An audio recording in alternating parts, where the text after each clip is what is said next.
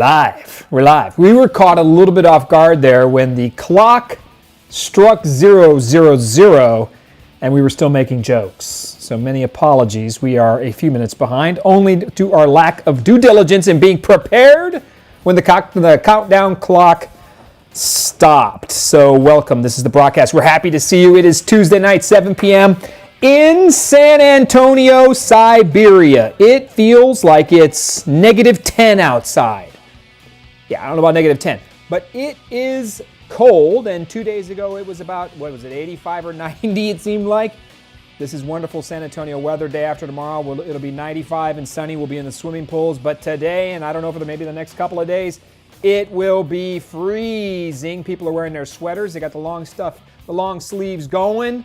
Things are happening. I'm not suited up tonight because for some reason I woke up, like I said, it was drizzling a little bit. It was cold, and I felt like I was back in the military stationed in Montana. It was super cold, but look, we're ready to go. The city is ready. We are on it. The salt trucks are ready to put it on the bridges when it ices over and freaks out. I'm kidding. But you know how San Antonio drivers are.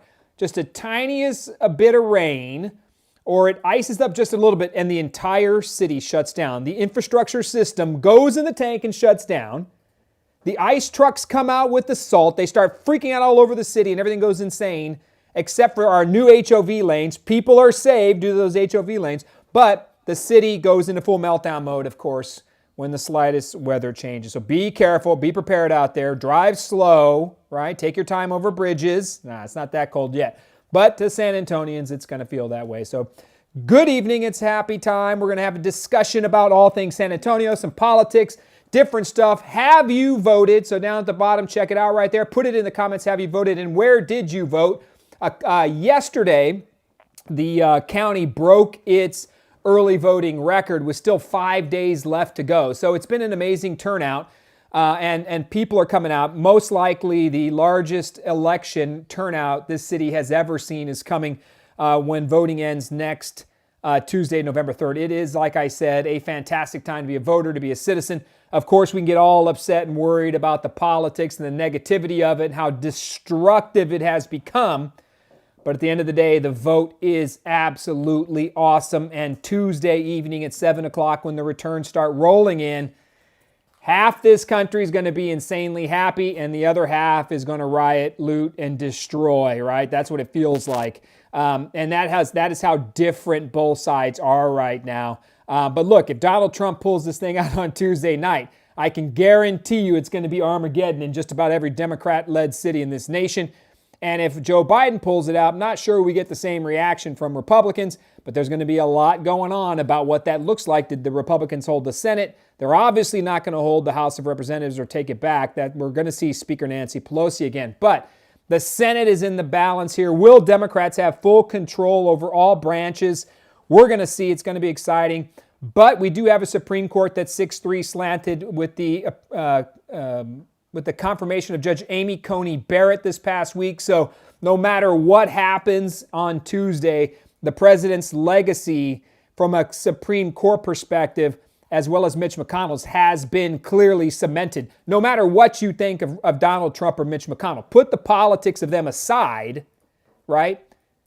The president has cemented a conservative majority legacy for the foreseeable future, 25 to 35 years. That's why Democrats are freaking out. We're going to talk about that as well, court packing and what that looks like going forward after Judge Coney Barrett was confirmed by the United States Senate and, of course, sworn in by Justice Clarence Thomas and then John Roberts, Chief Justice Roberts as well. So it's been an eventful week, but we always start with thanking our wonderful sponsors who make it all happen for us.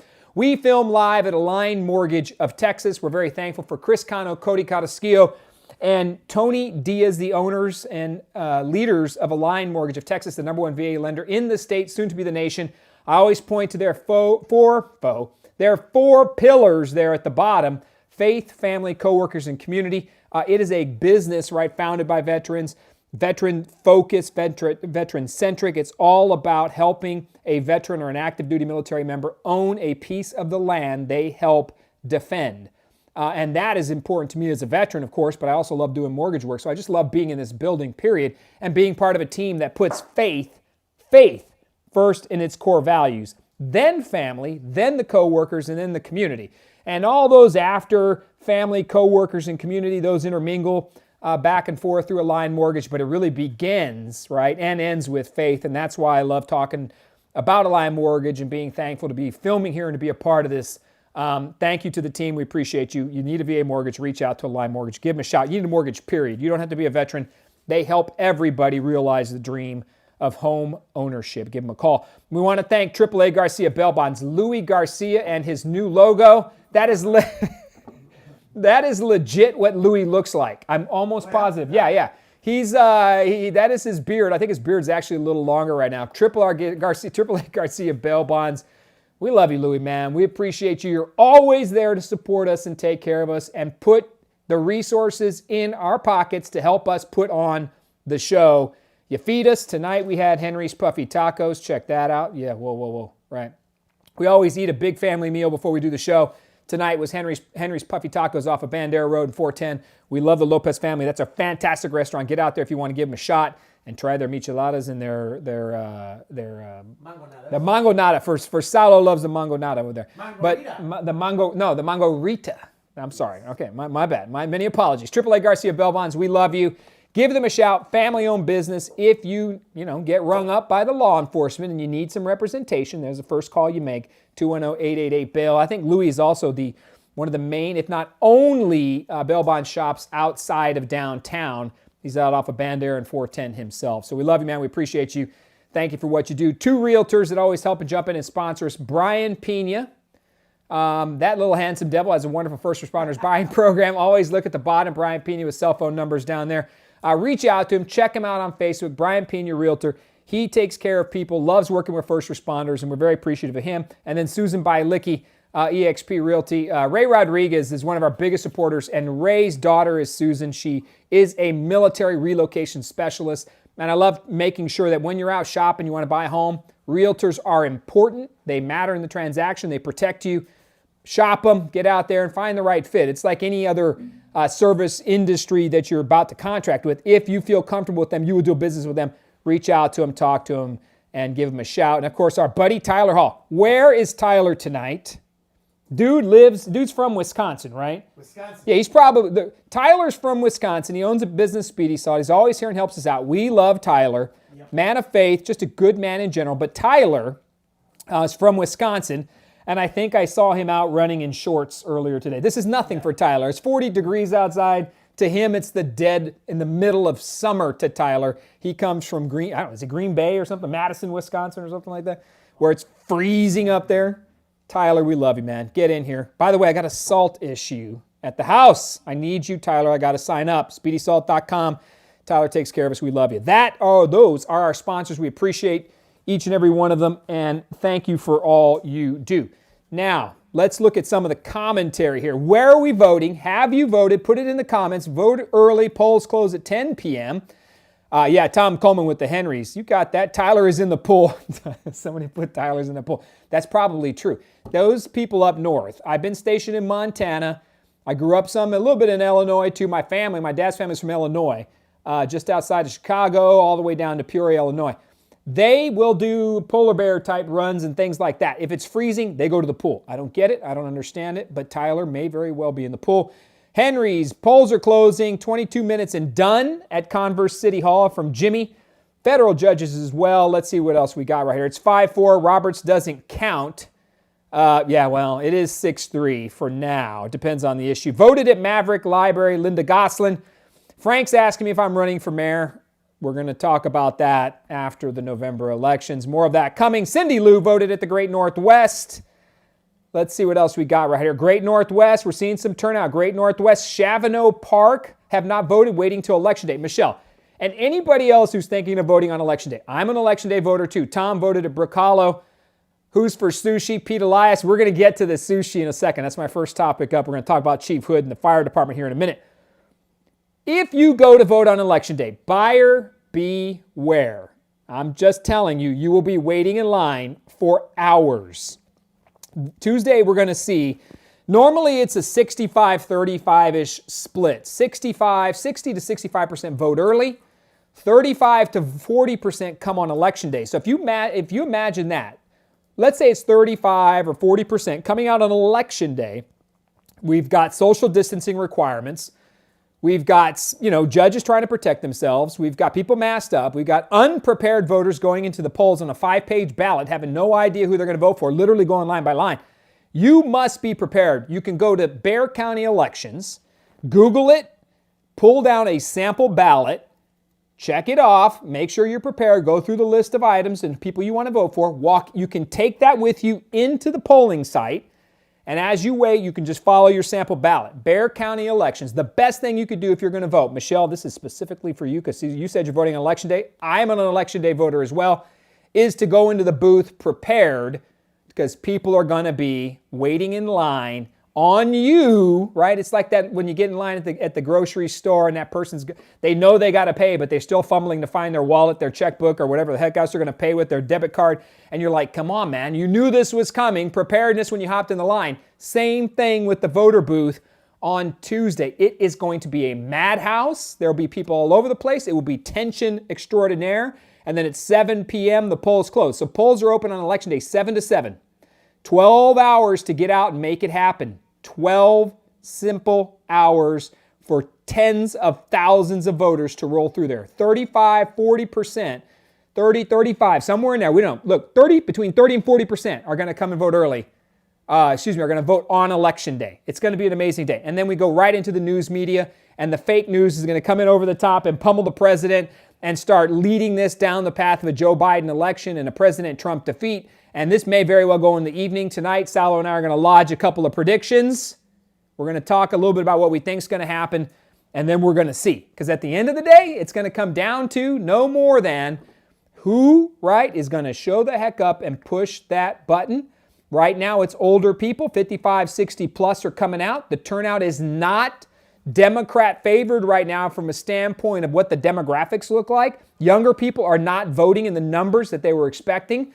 In San Antonio, we're trending once again, 60, 65 plus are coming out and dominating at the poll sites. Democrats tend to come later on Election Day. Republicans usually go early during early vote. But all those dynamics are upside down right now.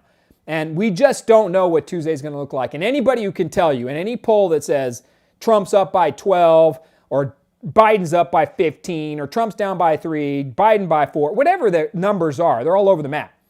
Nobody has any clue what's going to happen on Tuesday. I can guarantee you that. Because if you think about it and you look at it, the momentum appears to be with the president. If you turn on social media, you're driving around town, you're watching, different types of outlets, not mainstream media, not CNN, ABC News, MSNBC, none of those channels. If you're just watching interaction, if you go check your friends and who they like as a particular candidate or who they follow, the momentum appears to be with the president, all right, in his reelection. His groups are large, his events are massive, even in a COVID-related environment. And then you go see Barack Obama with 8 people, Joe Biden with 2, Kamala Harris speaking to an empty crowd. I mean, it is a drastic, stark difference. The Democrats, and this is true in San Antonio as well, Democrats are not waging traditional campaigns. They're mailing it in. That's what Democrats are doing. Republicans appear to be holding events, out knocking doors, and getting aggressive in the grassroots side of things. But Democrats appear to be on the sidelines, playing the social distancing game, the COVID-19 game, and they're not engaging to the extent they have in the past. Biden's been in the bunker. The president's out making it happen. And it's hard to say what's going to happen. My prediction will come in a little bit. Sal and I were kicking it around while we were eating, and it is an exciting time on Tuesday. And we'll jump more into that here in a few minutes. But let's start with our item one. One thing I wanted to talk about. Cars honking. Yeah, if you count, Jeremiah's right there, Mr. Estrada. If you count cars honking, president is going to win by 20. Everywhere you go, the president, and you know what's funny to me is the Trump train versus the riding with Biden. I got to tell you, man, if you go to a riding with Biden event, it's you and 8 people, right? In a Prius. Or with Obama. Or with Obama, right? If you go to a riding with Biden event, it's embarrassing. Like, there's nobody riding with Biden. I mean, it is a few cars, a Prius, it's somebody on a bicycle, right? It's something ridiculous. They don't even ride around the town. You go to a Trump train event, I'm just telling you, just purely numbers, Trump train is blowing away the competition when it comes to voter support in San Antonio. That doesn't mean it's going to equate to actual electoral votes. We'll see. Because it's one thing to say you're on the Trump train and then you don't go, right? It's one of these, like the boat parades, right? There ain't no boat parades for Joe Biden. But the boat parades for Donald Trump need to turn into vote parades. If the boat parades don't become vote parades, it's all for nothing. The fact you can show up on your boat, hop in your truck and ride around and wave the flags, it doesn't mean anything if they don't go vote. Today, I was over by the Northside Activity Center. Brian Pena and I were riding around looking at properties. And we saw some friends holding some Trump flags. So we pulled over just to say hi. And I tell you what, man, the cars, every car going by, honk, honk, honk, honk, honk. It was crazy support. And there was nobody there from any Democratic Party candidate. Nobody. Right? Unmanned poll site. Not that the Northside Activity Center is a huge location, but just from the feel of how the election looks like, from the human aspect, from the friends, family, seeing things, it looks like Trump energy. If you watch the media, it's a Trump massacre in the making. Like legit. Like this is going to be Trump annihilated by a 12, if you believe and watch the media. So who knows? It is such they're so diametrically opposed. The pole, North Pole, South Pole, man, these cannot get any different from what the mainstream media, the fake news is saying. And we've got fake news in San Antonio right now. We're going to talk about that in a little bit, especially when it comes to Chief Hood. Fake news. Peter Elias, what's up with Julian Castro wearing a Biden mask in an election site? Don't get me started on Julian Castro, man. I'm trying to make this a family show, Pete. We're polar opposites, right? Fake news spinning this thing. And then over here, the personal feel and the look seems like Trump momentum. Who knows, man? It is going to be an interesting evening. I think you should probably be prepared about 6:30, order some pizza, sit down in front of the TV, and be prepared to be amazed. This thing could be over by 8 o'clock, according to CNN, or it could drag into 1 a.m., 2 a.m., 3 a.m. in the morning. It may not even be settled on Election Day. 2 weeks later, they say. Could be weeks later when we settle it. It's going to be an amazing time. And if you're into politics or you love it, doesn't get any better than this. Doesn't get any better. Where have you voted? Who would you vote for? Tell us. I mean, put it in the comments. Let us know. We'll tell you. You what? If you're brave enough. If you're brave enough, tell us. You may get jumped on social media if you put down a particular name. Tell us, put your thoughts there, ask your comments. Funny that protesters showed up in front of Castro on the camera at the election site. Yeah, that's no joke. Masks are not required to vote. Diane's putting that in there. Trump, Donna Bigler, first one to put it up there. Donna said, you know what, I'm voting for Trump. It is what it is. This is where I go. Put up that Hood picture. There's a Hood picture? Yeah, there's one called Hood, not La Hood. Yeah, it's right there. It's called Hood. Put it up. Put it up. We got to have this conversation. This has been Tucker's Exposing Biden right now. That's from Dawn. Yeah, it should say Hood. There it is. Okay, and leave that up for a second. We're going to talk about this because this is hypocrisy in the making. And got to be careful because you want to be respectful of different views because you know that the Democrats are very respectful of differing views on issues. They're very respectful. They don't attack anybody personally or try to destroy them just because you disagree with their social reengineering of our community or their reengineering of the entire, let's say this, for instance, the reengineering an entire food evening, party evening with the fire chief himself, Charles Hood. So we're going to talk about this right now because I think it matters. So let me set the stage for you before we get into the ridiculous piece with this. And there's Rick Salas with the massive smiles and laughs. Let's talk about hypocrisy because there's a lot of things brewing with this photo.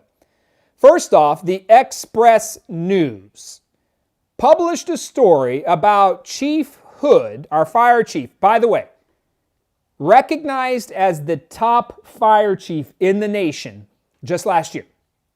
The number one fire chief of the year, Charles Hood, recognized, excellent, a tier 1 rated fire department, meaning they have the best rate. Our fire department is one of the highest rated. It's not called tier 1. It's called something, I can't remember off the top of my head, but it is the top rated standard for fire departments in the nation. Chief Hood has built that and grown that up, as have the men and women. Sushi matters. Thank you.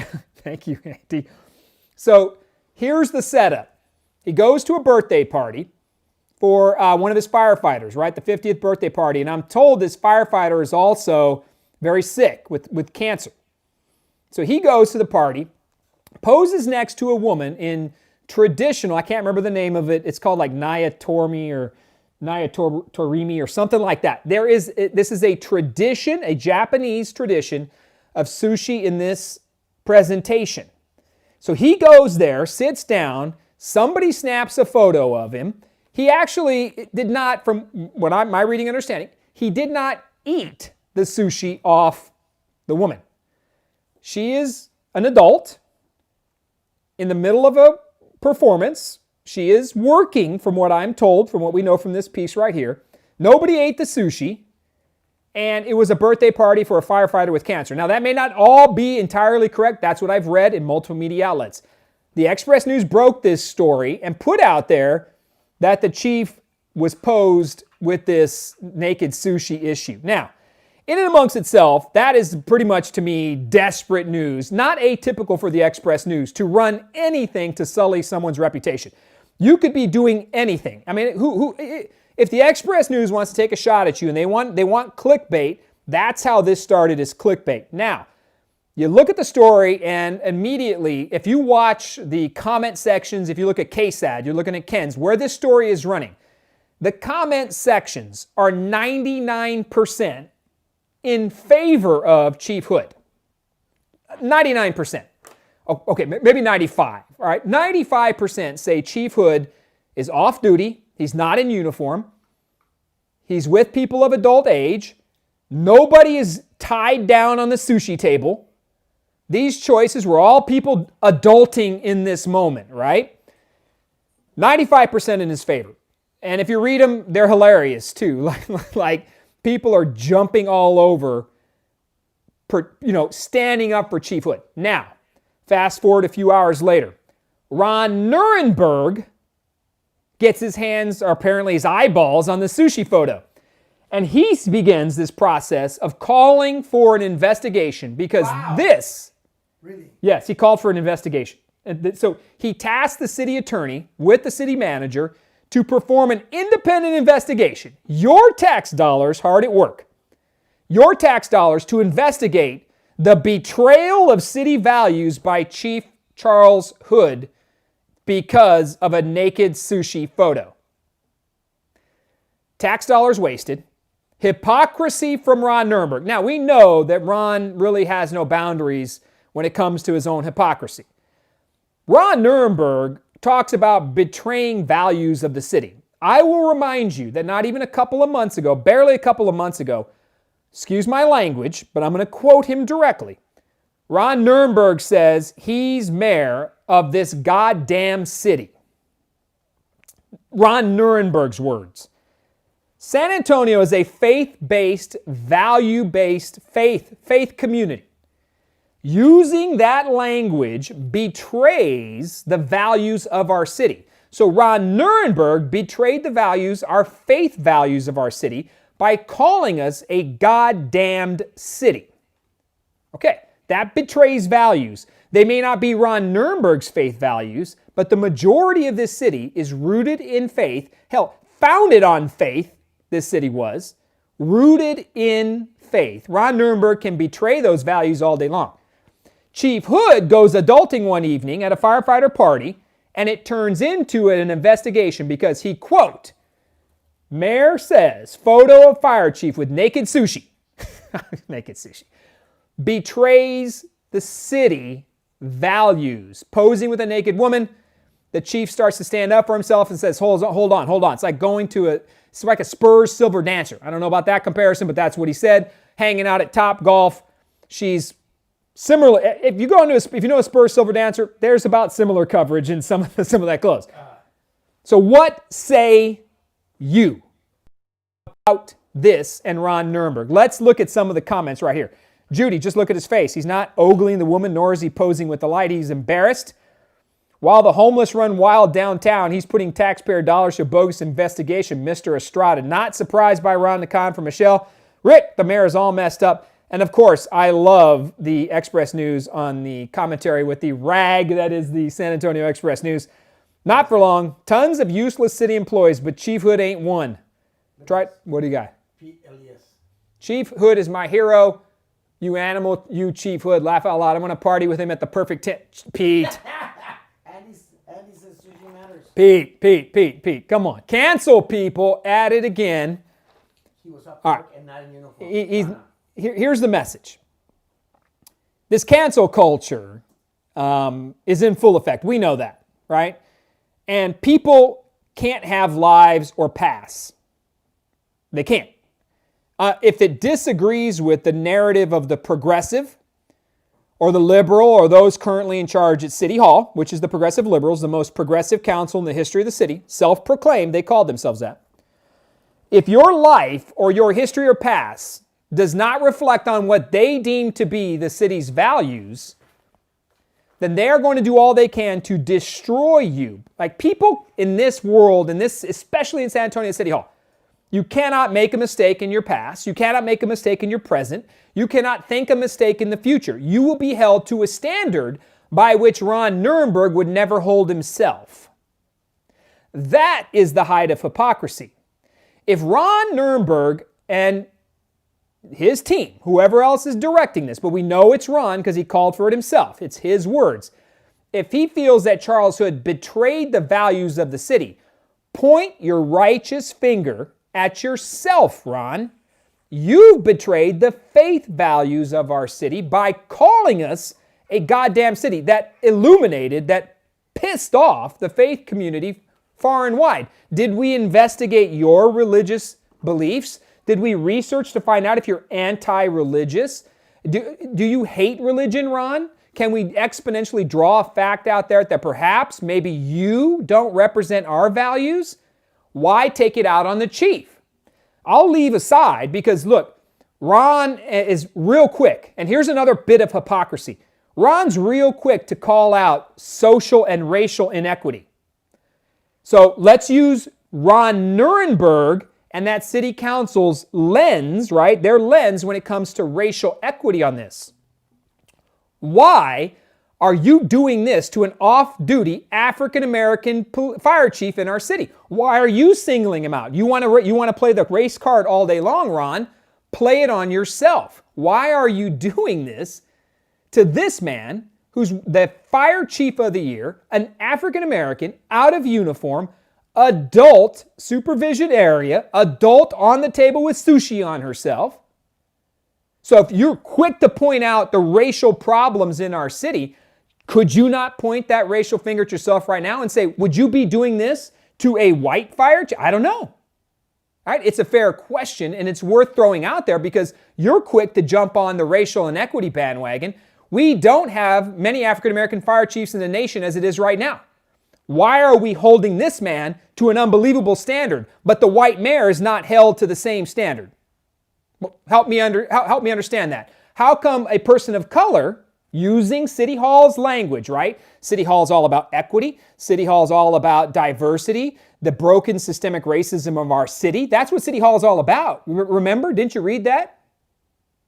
Why aren't we holding you, Ron, to the same standard we're holding Chief Charles Hood? The answer is we're not, because it's your issue of the moment and you got an opportunity to cast your brilliance, right? City Hall's brilliant mentality and tear down an individual or a person. Here's what must happen going forward in the future with all this crap and the cancel culture and the belief that nobody can make a mistake in their life and nobody can repent and pay for those mistakes. That's the truth. You think because the chief hung out at this party and sat next to this woman, an adult doing what she wanted to do, paid to do that, you think that's a betrayal of values. In essence, what it is he's living his life and doing his own thing. And he should not be held accountable to a standard, Ron, that you would not hold yourself to. Because you can't insult religion and betray the religious values of our city and not be held to the same investigative power to determine if you're truly a bigot about faith. We should examine your record then, Ron, to figure out why would you call us a goddamn city? Do you disrespect faith that much? So there's the parallel. You cannot stand up and hold this person of color, this man of color, to a standard we would not hold a white man to. You, Ron. That's the fact. Chief Hood is a man of honor. Look, I worked at City Hall with the chief. Can't say I agreed with him on everything he was going to do. But you know what? He showed up and did the job, and he grew his department to a level of excellence unmatched in the nation. Now, the men and women of the fire department obviously did the heavy lifting and the work. They were the ones out there pushing and making it happen. And yes, the fire chief has terminated some people in the past for behavior off duty, 100%. And those should be held to the same rigorous standard as anybody else in any other employment in the city. The chief has fired men and women from the department because he deemed their actions off duty as a betrayal of city policy or out of city character. But this is a totally ridiculous and ludicrous angle from the city of San Antonio. It's a waste of taxpayer resources. It's maligning by all admission, the finest fire chief in the nation, right? Voted and already honored as such. He is working hard. He has created a department to be proud of. The men and women are working hard. It is a fantastic run department. And those people, regardless of the politics or anything around it, Chief Hood is somebody that you know is trying to raise his family. He's been vocal on the Black Lives Matter movement. We can respect that. He's been vocal on racial inequity issues. And he got himself into a precarious position. Would I have taken a photo at that situation? I don't know, man. Who cares what he does? He's off duty. All right? Nobody was getting hurt. There are some fools out there that are saying this is a Me Too moment. Get the hell out of here with that. This isn't Me Too, and she's not laying there strapped to the gurney, Hannibal Lecter style, with sushi all over herself. She's not. She's there of her own free will, and she's working. You can also have a clean conversation about the fact that this is the owner, I can't remember, it's Goshi or Gori or something like that, the sushi restaurant, the sushi chef himself came out and said this is a traditional Japanese presentation of sushi. It goes back hundreds of years. Really? Yes. Yeah, it's like legit called Nayatormi or something like. I should have remembered that word a little bit better. It's a legitimate historical presentation of sushi. Just because the world's all antsy and upside down, right? You can't do anything wrong or negative, and you can't be in any position where you can be subjected to the almighty wrath of a politician or the cancel culture, doesn't mean it should be a canceled culture. It's not. All right? It's not. So, Chief Hood, I think we need to really think about what are we going to do? BLM, Biden, laptop matters. Pete's on a roll tonight. So, look, Chief Hood, man, hang in there. Do the best you can. Stand in the face of this hypocrisy. And you know what, if I were you, Chief, I'd be firing right back at Ron Nirenberg. What up with racial inequity, Ron? Hold yourself accountable as well, Ron. Do you represent, are you betraying the values of the city? I'm willing to bet, Ron, you're betraying the values of the city because I've seen it, whether it's in public safety, whether it's your hatred for religion and calling different groups goddamn city. There's a lot that people can draw an inference that you don't represent our community and your betrayal as well. So think about it, Chief. Stand up for what you believe in. The Chief will probably never see this, but at the end of the day, right, we know, we can share with people. There it is, Naya Taimori. There it is, Dennis with the save. Dang. Google that, people. That's legit. The Chief did zero wrong. And if they find him guilty or they hold him accountable, they do anything as such, we do need to stand up and call this crap what it is. And somebody needs to stand up to cancel culture. Human beings make mistakes. Human beings wish they could do better all the time. Human beings can be traced back to their 10, 12-year-old, 8-year-old, 7-year-old, 25, however old you are. You can go over your life's history and find many mistakes that have been made.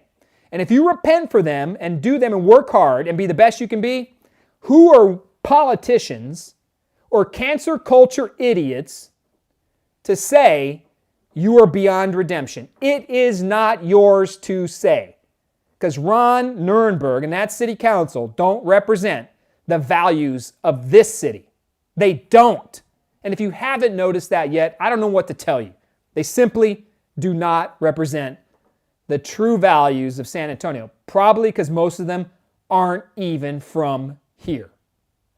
They don't get it.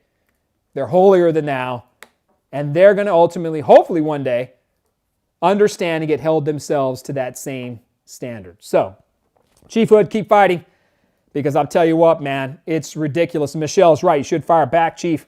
It's a horrible waste of taxpayer money. What's the common thread here? The Japanese practice right there. Christine as well. This is a dig at the Japanese culture too. Yes, Diane, it absolutely is. The Chief should sue the Express News, according to Pete. Rick Sala said, good for you. Taxpayer money, that's absolutely right. Look, you're not helping the sushi girl saying she was working. She was working.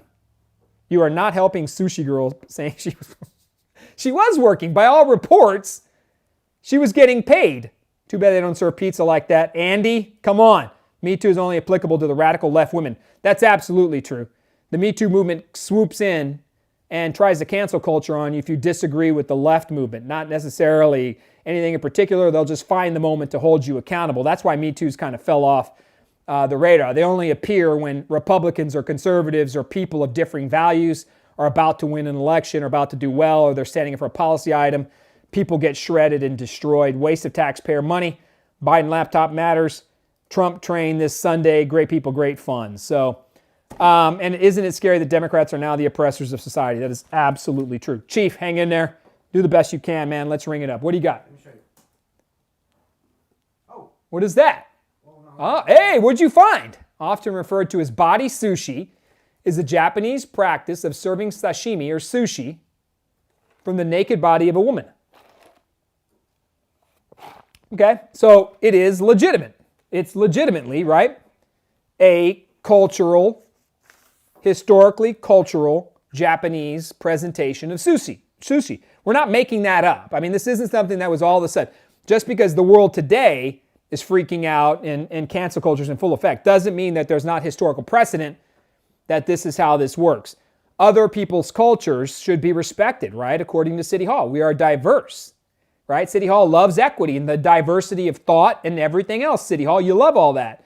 If so, then you should honor the fact that this is a traditional Japanese cultural presentation. So left, come on. Something quick we want to address. We're trying to get our hands around more information. There is a voter fraud issue. Someone mentioned, I want to touch point on it.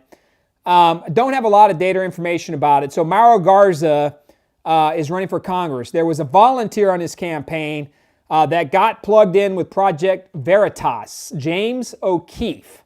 And in this video, this volunteer is talking about voter fraud, of which we have talked about voter fraud on this show multiple times in the past. Essentially, vote harvesting. Now, all transparency out there, Mauro is a friend. Mauro is somebody I've helped. He's been on the show. Mauro is a friend. We take care of him. He's come on here. We endorsed him.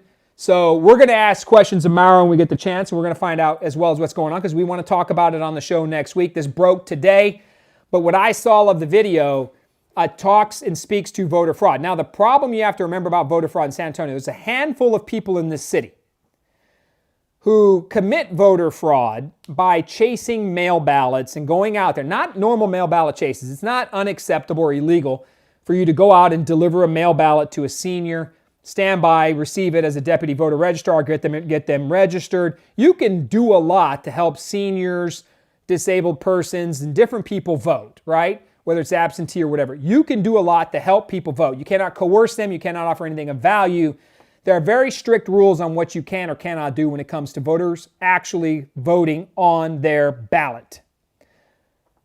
This woman is on a videotape, and it is as damning as it could possibly be, talking about voter fraud and how she commits the voter fraud, straight down to the coercion, giving gifts and everything. It is a nationally breaking story. We don't have a lot of information on it right now. Mauro is a friend of the show. We're going to talk to him. Mauro's my friend. Like I said, full disclosure, I love helping Mauro Garza out, as I do Tony Gonzalez, Trish DeBerry. There are people we're helping to get elected in this city. And we need to find out and ask these questions. But voter fraud is real. And how it works is pretty scary. You got to pay attention to it. We go out, and we've watched this in campaign world before. It's okay to contract with people who go out and try to work vote by mail ballots, right? Which is to notify people, send them mailers, help them, right, get that document in their hands so they can legally vote and send it back in. There's nothing wrong with that. People send vote by mail, mailers, and all kinds of informational access ballots out to senior citizens. We actually send people in the political world a registration card so they can sign up for it. There's nothing wrong with that. Where it crosses the line, though, is when you begin to coerce votes, or you make up voters, you get felons voting, dead people voting. You do different things to create a ballot, right? A fake ballot with a coerced or a changed ballot vote on it. That's what these people do. Some of them even get paid per ballot they push in. That's how crazy it gets. Some of them paid by the ballot. But we know they do a few things, and this is where we got to get to the bottom of it, because we cover everything and we possibly can when it comes to election season. We know that they go out and they manipulate senior citizens to try to get them to vote a particular way. They do it. They coerce them with gifts. They sometimes pay them. They buy them food. They drive them back and forth. They help them literally fill out the ballot themselves if they don't fill it out already. Those are all illegal activities in the voter registration world, right? You cannot do that. But we know it does occur, and people go out in this city and they're paid to do it, right? Some of these people are out there doing it on their own, trying to sell those resources, and that gets a little crazy as well. They'll approach campaigns of any political stripe.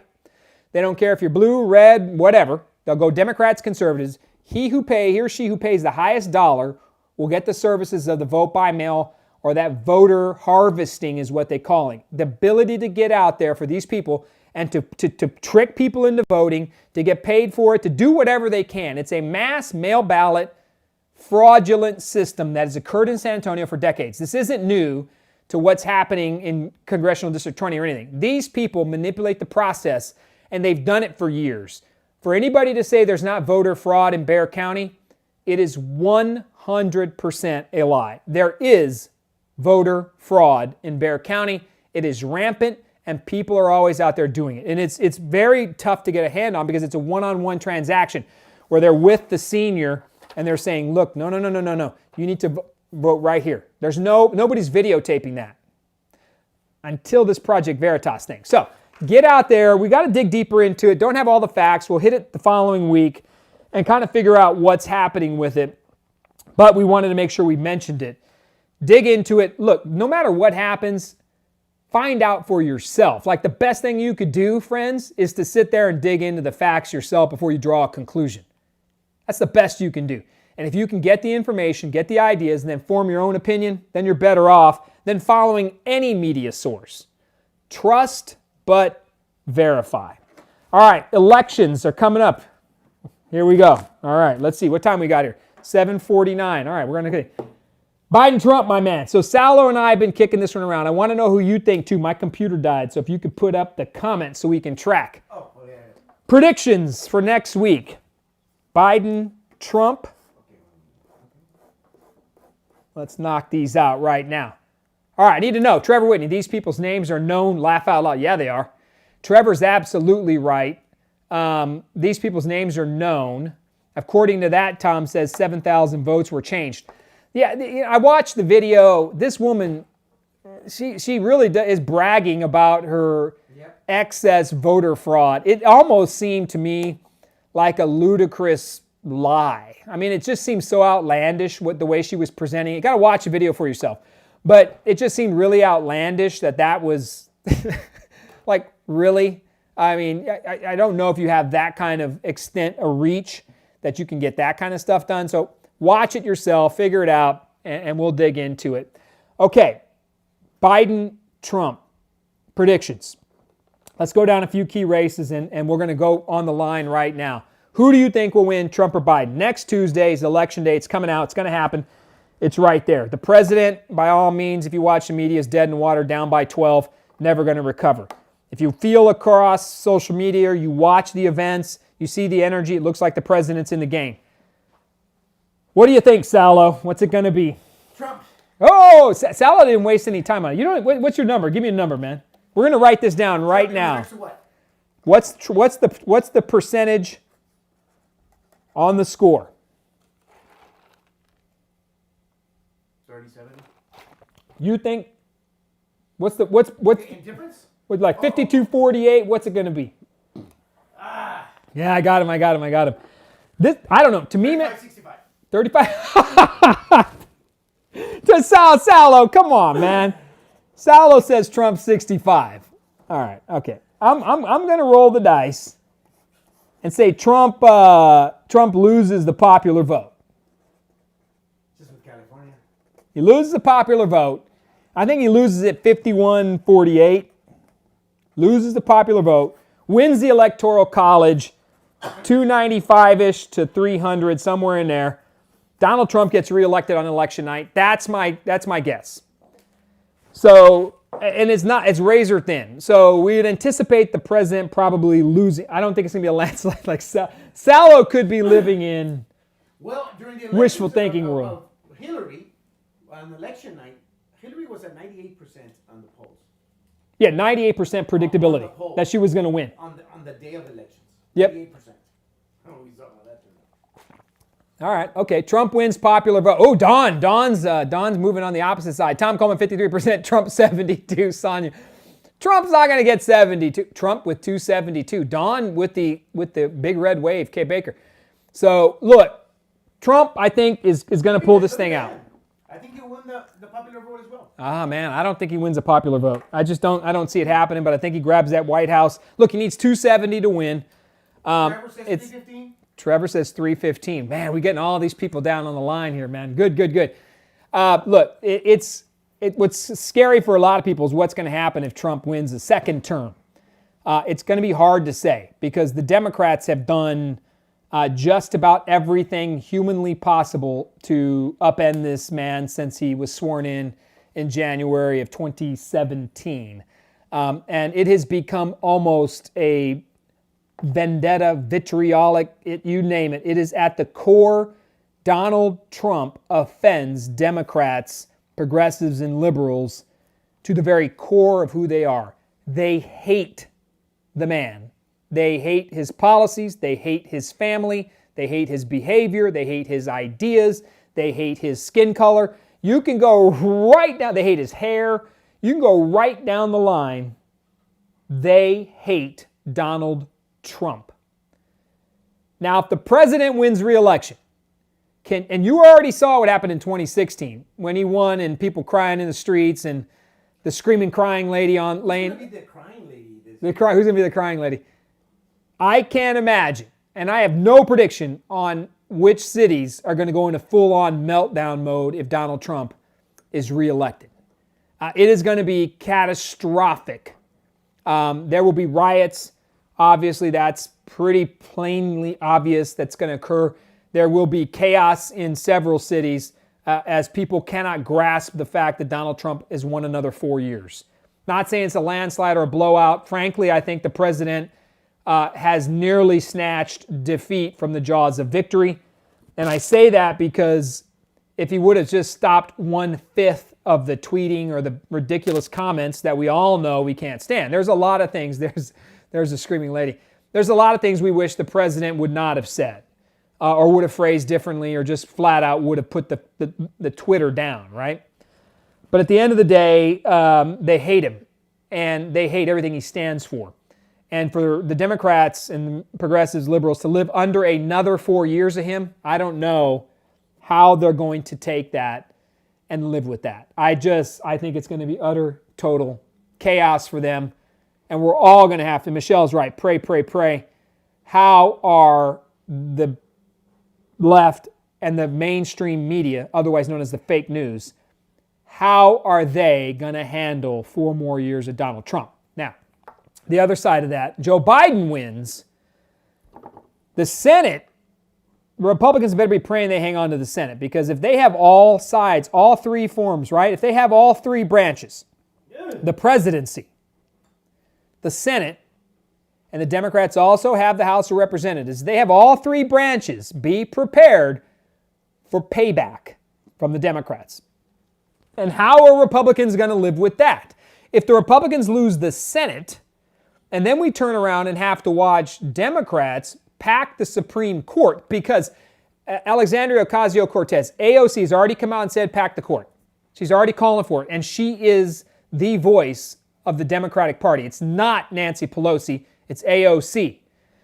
Amy Coney Barrett's on the court, 6-3 conservative majority. You better bank on the fact, 100%, they're going to try to pack that court if they have all three branches of government. Joe Biden hasn't quite said what he would do with it yet, but we know that his base would be maniacal to pack the court. And packing the court means, and that FDR tried to do it as well, was shot down, but it means adding justices to level off, right? Right now we have 9, 6-3 split, conservative liberal, conservative Democrat, whatever you want to call it, right? Red and blue, 6 red, 3 blue. Lots at stake with the process like that. And we've watched, right? As predicted, they really couldn't say a lot about Amy Coney Barrett. Highly educated person, basically groomed for that job, prepared for a lifetime of preparation to be on the Supreme Court. Her resume was impeccable and untouchable, and the vote was 52-48. And at the end of it, most people resigned to the fact that she comported herself well and prepared for the hearings well, handled them well, and she was, of course, confirmed the other day. Now, and there she is right there with crying Hillary. That's a great meme. So, 6-3, which means they try to expand it to put a Democrat majority on the court. So they'd have to add somewhere. So if they're at 3 seats, they probably need to go 13 seats to get it 7-6. They add 4 seats to the Supreme Court. That would put 4 Democrats versus 6 Republicans, and it would even it out and then give the Democrats the edge. That's court packing. Taking a 9-member Supreme Court to 13 members, if not 15, and ensuring the Democratic majority. That's what AOC, the progressive left, want, and they're going to push to do that. And it could be potentially catastrophic. So the Republicans got to worry about a lot of that. Democrats are rightfully worried about a lot of their core issues being on the chopping block. What people need to remember is that nobody knows how Amy Coney Barrett's going to vote when it comes to abortion rights, right, or LGBTQ rights. There is a little known thing, right, when we talk about precedent in the judicial system. Amy Coney Barrett was very clear on adherence to precedent. Roe v. Wade is settled precedent, but it's not completely, right? There's about 3 or 4 decisions, and I was fascinated when Judge Barrett talked about this. There are a few decisions that are super precedent, meaning that they are indisputable across the land. Brown versus Board of Education. That is a super precedent, right? School integration. We will never, there is no more doubt that schools should be 100% integrated. So Brown v. Board of Education is a super precedent that will never be undone, untouched, or changed again. We're never going to go back to segregated schools. The entire country believes that for the most part, right? I guess a few crazies out there probably think they should do it, but super precedent. Judge Barrett argued that abortion, Roe v. Wade, is not super precedent, meaning it is still some level of serious opposition to abortion in the country.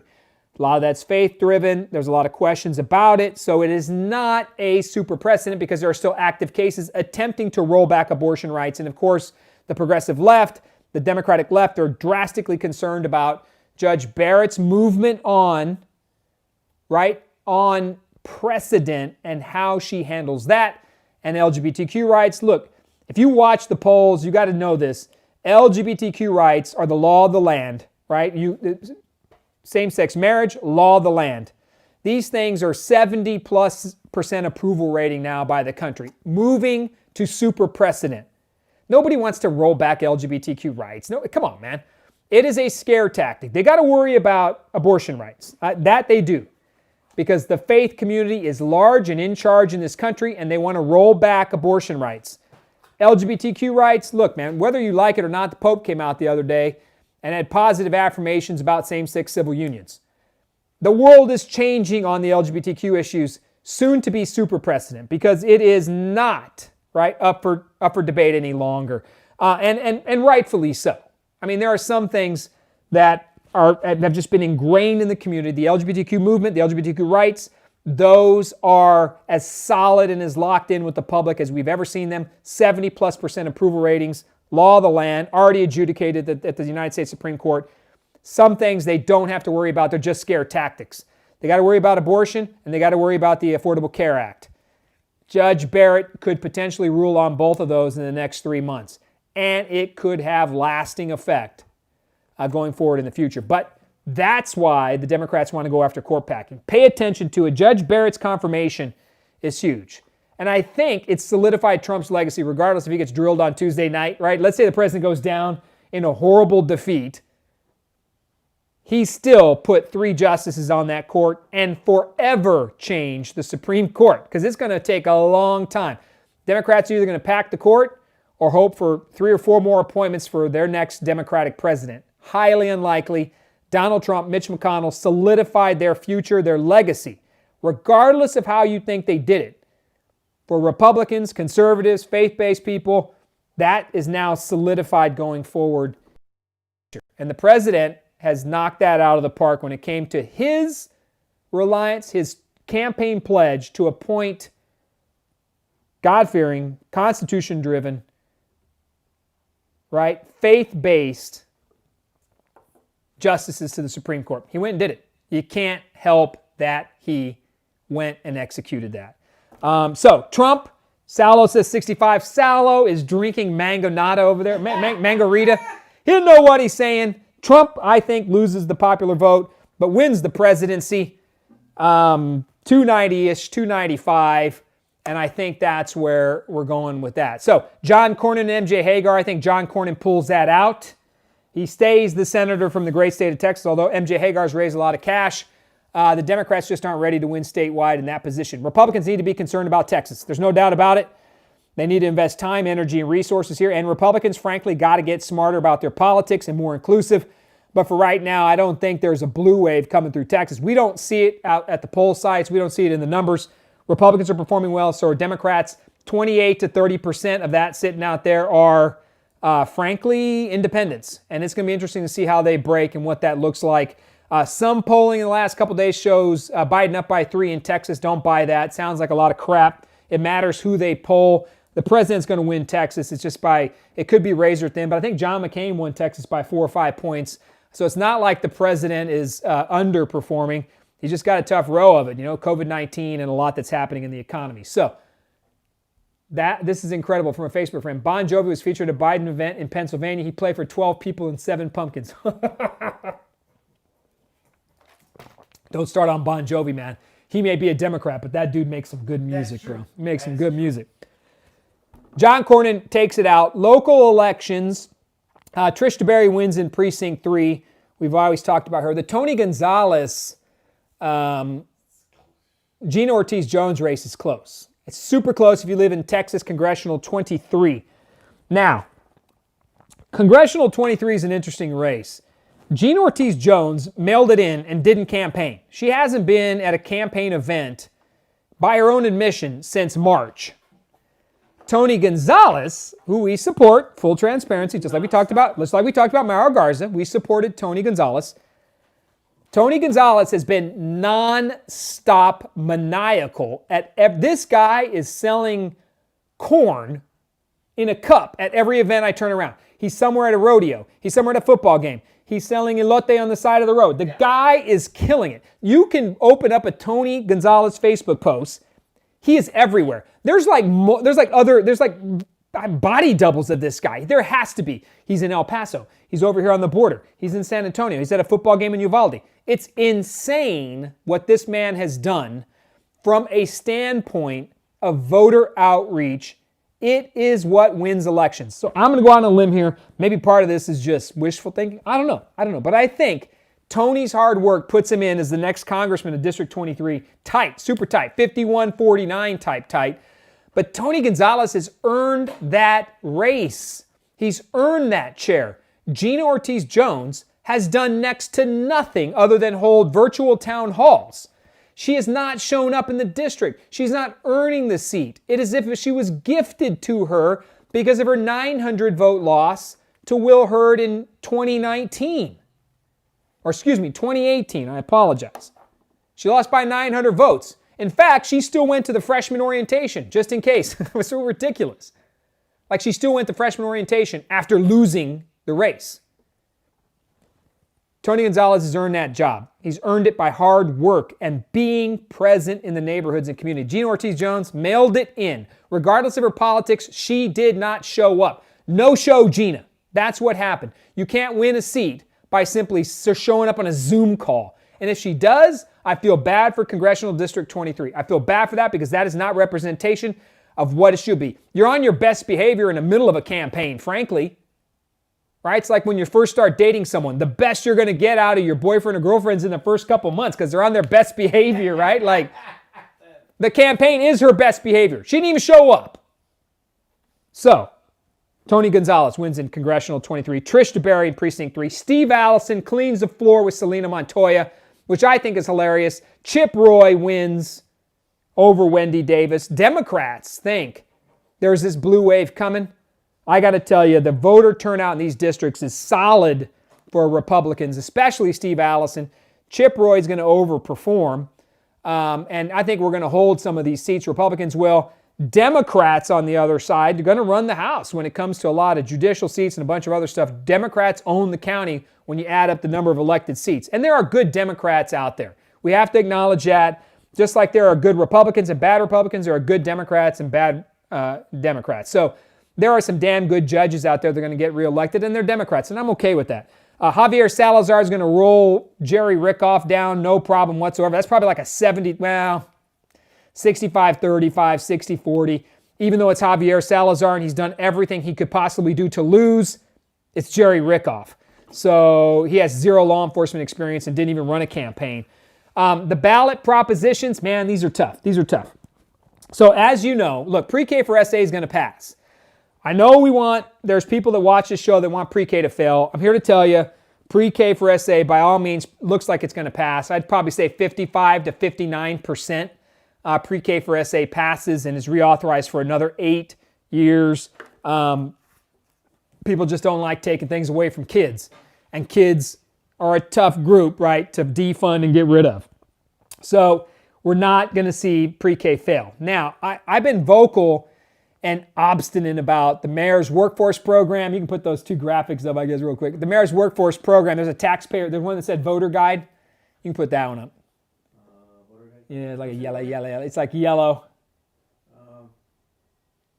Yellow? Oh, there's that one. Put the VIA one up. That's good. This one. There it is, right? The taxpayer voter guide. So I've been vocal out there about these two propositions, folks. And pay attention. The City of San Antonio, Proposition A, City of San Antonio, Proposition A is pre-K. City of San Antonio, Proposition B is workforce. And that, of course, I've been working hard against on a no vote because I believe, as the Express News reported, it is a half-baked job workforce training program. No small business help whatsoever. Less than 1.5% of San Antonio residents will be helped. Program doesn't start until the fall of 2021. This is not pandemic relief, folks. None of these problems solve any pandemic job-related problems we have right now. Your taxes on this 1/8 cent sales tax pay for car repairs, gas money, and daycare. 30 to 50% of the people will not finish the program. It's $160 million. That's about $75 to $80 million of wasted tax resources. This is the mayor's boondoggle workforce proposition. And the same 15 or 20 tired old souls, the old school regiment, they all come out trying to pass this initiative. It's the Henry Cisneros, the Gordon Hartmans, the longtime sellouts that have been in charge of this city for decades, all come out when it's taxation time. It's time to raise your taxes again. It's time to make sure we keep your tax money. You better vote for workforce education. I was in charge of this city for 25 years. Yeah, not on my watch, but this time I'll get it right. I mean, it's so ridiculous, right? Ron Nuremberg's been on the council for 8 years. 8 years. And now all of a sudden he's got an answer for workforce. No, you don't. What you got an answer for is never letting go of tax money or resources. Rising CPS energy bills, rising SAWS rates, property taxes skyrocketing, City Hall is not going to give you back a damn dime if they can help it. They're going to spend every penny they have. Vote no. Workforce Proposition B. And then VIA is ATD, Advanced Transportation District. Can you put that graphic back up real quick? Advanced Transportation District, Proposition A. VIA wants $40 to $45 million a year. In 2026, folks, they want you to vote to tax yourself in the future. I kid you not. The tax never ends. It goes on in perpetuity. No help for VIA users whatsoever until 2026. It's a new tax and no idea where transportation is going to be in 5 years. That's the ballot initiatives. My guess, man, this is a tough one. I think it's 50-50. I would like to see them both obviously fail because I've been actively working against them because, look, you can have the right intentions of wanting to help with the wrong policy initiative. That you can 100% execute as an elected official. You can kind of know what you need to do and then go out and not get it done. That's what this is, because what this is also is a narrow-minded approach, and it's disingenuous to say that this is pandemic relief. None of this helps us for at least a year, and it helps very few citizens in our city. Now is the time to put people back to work, is to go to the job creators and the small business owners and help them get back to hiring, living wages, offering benefits like paid sick leave. How can we help small business owners that create 80% of the jobs in our city? How can we help them hire back? Now. Not looking at Mexican Manhattan restaurant shutting down. Cooter Browns is shutting down. I've never been to Cooter Browns, but I've been to Mexican Manhattan, man. Shutting down for all time, never to open it. We're losing businesses at a crazy rate due to what I would say is draconian measures from Judge Nelson Wolff and Ron Nirenberg. They lack the leadership, they play off of fear, and they've put us in a position where businesses are dying, jobs are lost, food lines are extending, and it comes back to employment and opportunity now. City Hall doesn't have an answer now. What they want to do is social re-engineering. What we need is jobs. Jobs. And if I have to cut the taxes of a small business owner to get that done, that's exactly what we should be doing. Cut their commercial property taxes, help them with their saws and utility bills, give them a few extra bucks a month so they can hire back at $1 or $2 more an hour. They can bring back the hospitality workers in some of their areas, at least in restaurant and bar back type stuff. Let's put people back to work in the jobs we know that are coming now. That's what San Antonio needs. Not a plan a year from now that's half-baked, according to the Express News. You know I don't agree with them.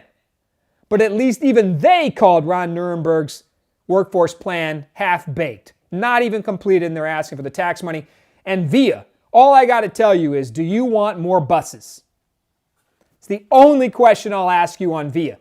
Do you want more buses? No, you don't. I have supported VIA in the past on the council.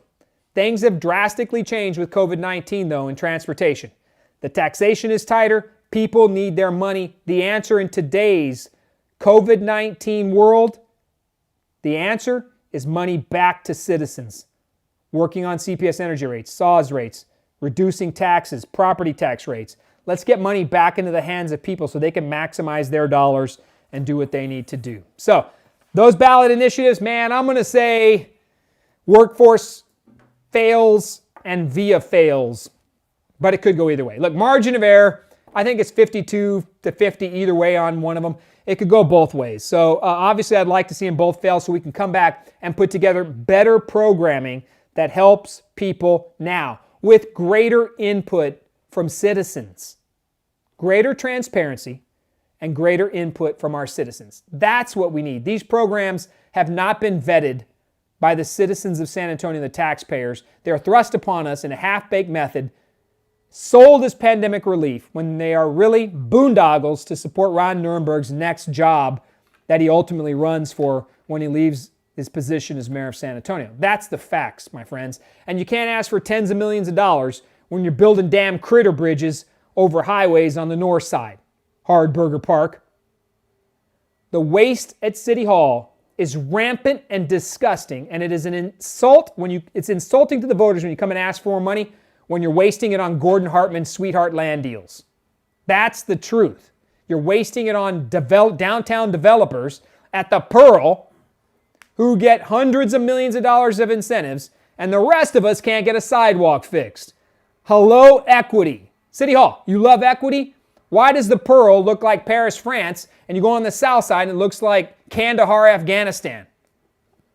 Yeah, something's not right there. You want to talk equity? Put the resources out and get people hired back. Put people to work right now. The gift is in work. There is honor in work. There is not honor in handouts. Grow, educate, jobs, hard work. Put the money back in the taxpayer pocket. Let's make it happen. Let's build back, to use the language of the day. Let's build back now, not 2 to 4 years from now in a workforce program where half the damn people aren't even going to finish it. That's the truth, man. It's not. That's from the own statistics of the program itself. 30 to 50% won't even finish the program. Via more buses. Can you imagine? Vote no.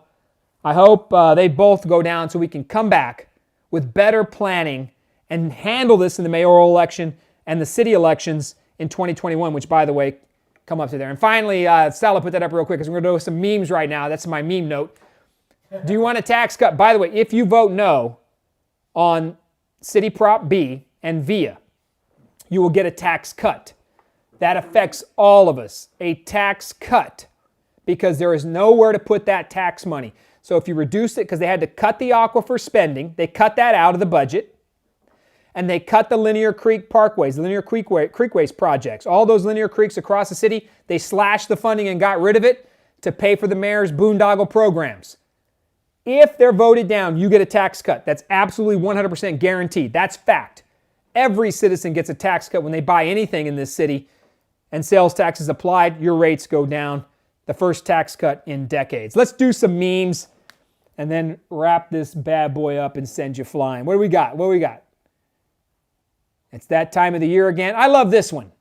We're struggling out there, so it's a bowl of warm scrambled eggs and bags of Sprite. That's like a kid's worst nightmare right there. Absolutely love it. There's living, and then there's showering with beer and chicken nuggets living. Man, dude, that dude has got it made. I don't know why I like that one. Possibly because it was a Budweiser. I don't know. Could be. Look at the. Did you see the sauce open in the corner? The sauce is open right there. There it is right there. Oh, both of them. Both of them, ranch and barbecue. Right. When you try to spread cold butter on toast, that's absolutely true, man. That is 100% true. Look at that butter. It's a clump of butter. What else you got? I don't know who could not like this. Absolutely. Look at that. Beautiful. Come on, man. It's Indiana Dog. Oh, man. Indiana Jones. Come on, man. What else? 90s starter pack. This is absolutely true. I don't even remember Surge or that little Game Boy down there. Yeah, man. Used to love it. Doing a little bit of remembrance in this one because we miss the old days when we weren't socially distant, wearing masks, hating on each other just because you're a Republican or Democrat. One of my dogs is smarter. You take a guess. That poor dog on the right, staring into the whiteness. Look at the dog on the left. He's got it made. Making breakfast for my girl. Sexy. Man, that, I tell you what, that is class. Bro, this is true. This is true right here. This is so true. Who remembers, again, a little memory lane back when we didn't have to worry about COVID-19 and masking up. Who remembers saying, call me back when it's after 9 p.m.? Oh my God. Don't waste my minutes. Who did that, man? Who remembered that? Who remembered that? Who remembers unfolding cassette inserts to read the lyrics? Oh my God, dude. Such simpler times, bro. Such simpler times we lived in. School reopening simulation. Dude, have you ever dropped Mentos into a Coke bottle before? I didn't know it was real until I did it. Yeah, it's insane. That's a school reopening. So I hope not. Okay, I love this one. I don't know why, but I loved it. I asked my dad if he can sharpen some pencil for my exams today, and this is what I got. Dads don't believe in pencil sharpeners. Nope. All you need is a knife, and you can whittle your lead to where it's completely usable.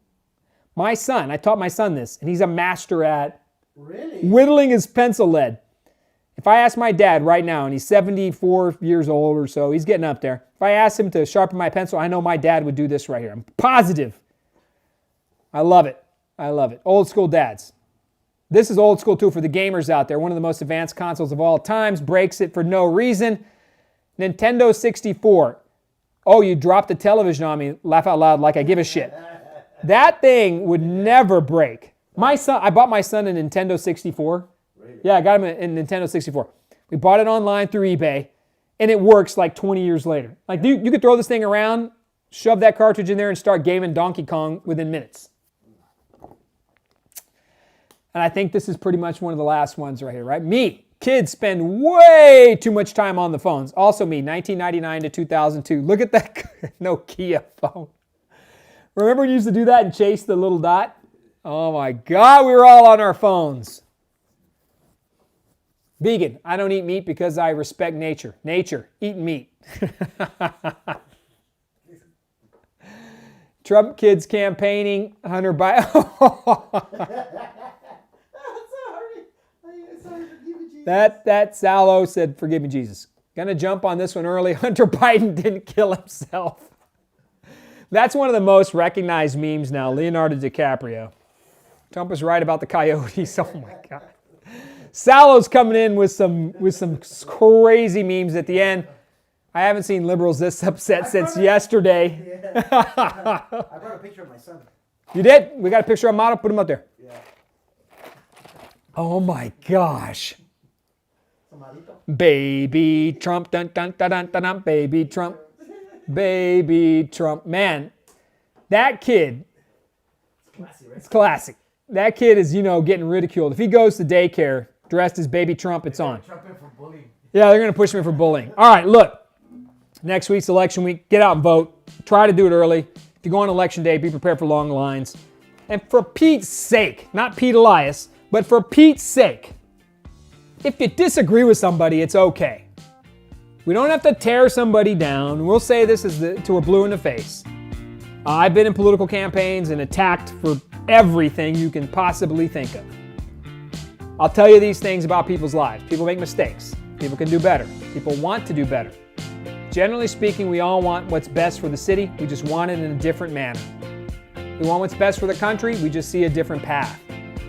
Next week, it's going to be chaos. One side's going to win, one side's going to lose.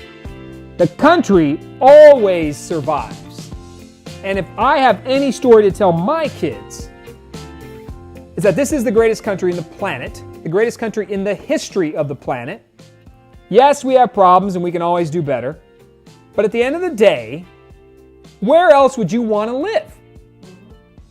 So go make your vote. Take your kid with you so they understand the value of it. Stand them right next to you. Watch you vote. Push the button. Choose somebody. I don't give a damn who you choose. It's your call. Nobody's ever going to know. And go vote and at least have the self-respect to then have the authorization to complain. If you don't go vote, I wish we could have a marker. We can run a wand over you to see if you voted. If you're a legendary complainer and a troll, we can wave a wand over you. And if you didn't vote, mute you on the spot. Like you're not allowed to talk. Get out and vote. Place a vote, Democrat, Republican. Everybody wants what's best for the country. That is so lost and forgotten, just like everybody wants what's best for the city. The path to get there is on the agenda. If the president wins, I do have concerns for our country on how people are going to react to that, because it's visceral hate, visceral, internal hatred. If Joe Biden wins, Republicans don't exhibit that kind of hatred that Democrats do. But it could have drastic and long-lasting effects to a lot of things, to employment, jobs, all kinds of stuff. Both sides have pros and cons. Go make your vote, make your choice. And don't forget, down ballot items. There are people running for elections all the way down. There are ballot initiatives and measures all the way down to the bottom of the ballot. Make your choice. Vote them all if you can. And choose somebody. We live in the greatest country in the world. We are not systemically racist or broken. We have a fantastic future ahead of us. Everybody cares about this country one way, shape, form, or another. Sure, some of us more than others and in different manners and ways. We've got the right to vote by the men and women's blood who has been shared to give that to us. And if you forget that going into Tuesday, shame on you. People gave their life so that you could pull that trigger on Tuesday. Don't demean that. If you choose to and you hate this country, exit stage right, France or Germany or wherever's waiting on you, brother. Get going. We got a lot of celebrities said they leave the country if Trump wins. Can't wait for that exit caravan. That's going to be the best Trump train. Half of Hollywood heading to France. Get out there. Make it happen. I'm going to vote. I hope you do. And then I hope Tuesday night, 7-ish, we can put this thing past us and get back to the business of trying to piece the country back together. In our city, we have to piece that back together. Tiny part by tiny part, neighborhood by neighborhood, vote by vote. City elections come in May of 21. We'll have a voice then too to do something different. But this is what it is. This is what we've got. It's great. Let's treasure it. Let's make it happen. Tuesday's election day. Early vote ends Friday. Get out and make it happen. We appreciate you as always. The broadcast closes with a simple, we are out.